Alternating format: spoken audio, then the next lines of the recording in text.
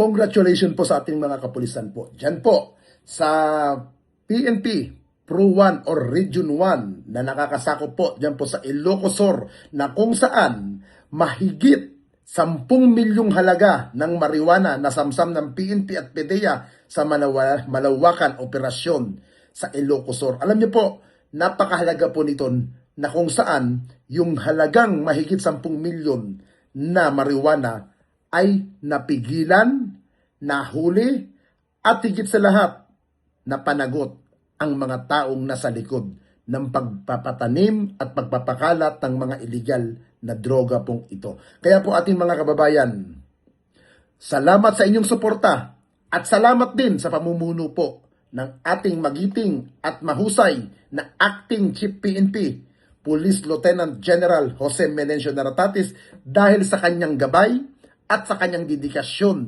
na gawin ang kanyang tungkulin na para sa kaligtasan at katahimikan ng ating bayan. At malaking bagay po ito, mga kababayan. Bakit mo kamo? Kasi kung hindi po dahil sa operasyon ng kapulisan, ay hindi po mapipigilan ang pagpapakalat po ng mga ipinagbabawal na gamot ito nang hindi na po maging biktima ang ating mga minamahal sa buhay. Kaya again, keep up the good work at congratulations sa ating mga kapulisan.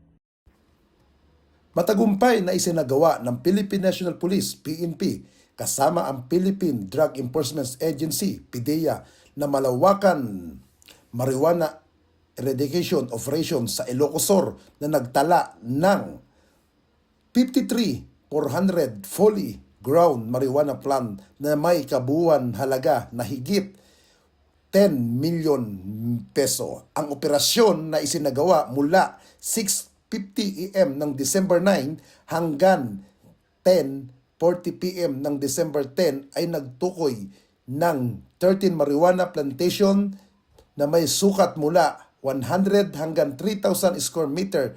Ang pinakamalaking site ay may 18,000 halaman na may halagang 3.6 milyong, habang mas maliit na plantasyon ay may sukat na 150 hanggang 2,370 square meter na may halagang 80,000 hanggang 1.2 milyong bawat isa.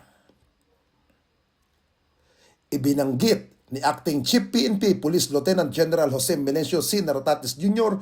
ang kalagahan ng operasyon is the more than just plan. It is the blow to choose the profit from the illegal drugs and expenses of our communities. Ang tagumpay na ito ay para sa ating mga komunidad. Kami ay nandito para protektahan ang mamamayan at labanan ang illegal na droga saan man ito natatago. Pinangunahan ang operasyon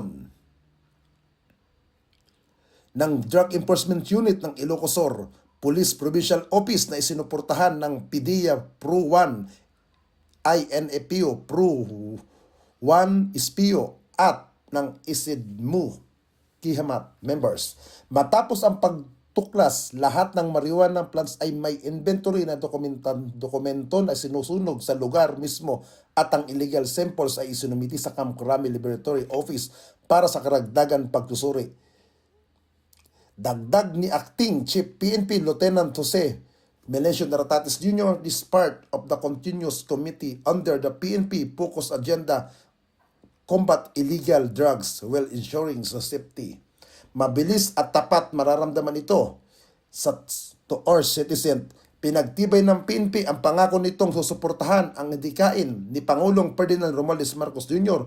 para sa isang mapayapa at drug-free na Pilipinas na may pagbabantay mahigpit na ipinagpapatupad ng batas at tuloy-tuloy na proteksyon sa mga komunidad. Dagdag na Acting Chief PNP Police Lieutenant Naratatis, patuloy kaming magsusumikap kasama ang ating mga katuwang na ahensya. Isa na ito mapaalala na ang PNP ay laging alerto, matatag at determinado sa pagpapatupad ng tungkulin para sa kaligtasan at seguridad ng bawat Pilipino.